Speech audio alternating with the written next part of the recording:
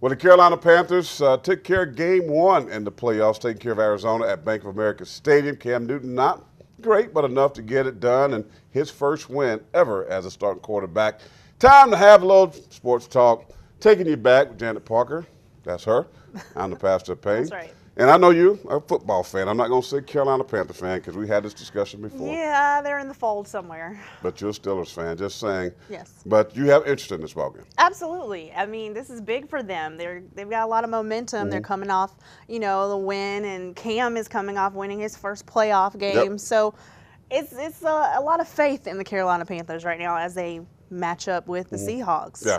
Well, it's some faith there, but you're going on the road and you're talking about the 12th man, and of course, the last 11 games, Seattle is 9-2 in the playoffs, and that's going to be tough to do. That it's loud, that crowd is crazy. They're going to have time to get liquid up, I should say.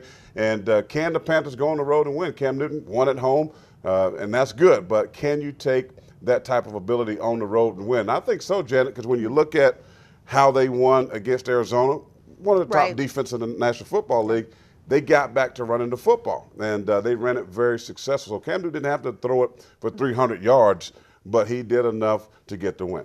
Now, do you think having the home field advantage for the Seahawks, do you think that's important? Does that really matter in the scheme of things? It really does. I mean, I go back to when I played. I know, don't laugh, that's a long time. But when you talk about, home field advantage, when you talk about teams that have it, Seattle is the #1 team in the NFC. They have home field throughout. That means a lot. Crowd noise. NFL fan bases don't travel like college fan bases, so you're not going to have a ton of people. Panthers fans down. They're not going to show up. I mean, you're going across country. I mean, so how many Panther fans are going to be at that ball game? Not too many. So it's you against the world, but you have to have the mentality just like that. Now, how do you win on the road in those hostile environments? You got to play great defense.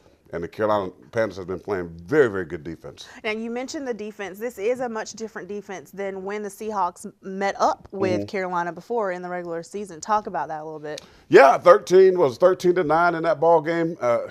Listen, the last 3 times these teams played, it's less than a touchdown. It's close. Yeah. And so, Carolina can't play with Seattle. They have the defense to get it done. And the ingredients are run the football very successful, control the clock, keep that offense off the field, and you're going to have to play great defense. And then number 3, you can't give up big plays, especially in special teams department. So Carolina have that type of makeup, Janet, to go on the road in the playoffs and win. But I think Seattle is just so good. Yeah. They're the defending Super Bowl champions. Exactly. I mean, they know what it takes to win.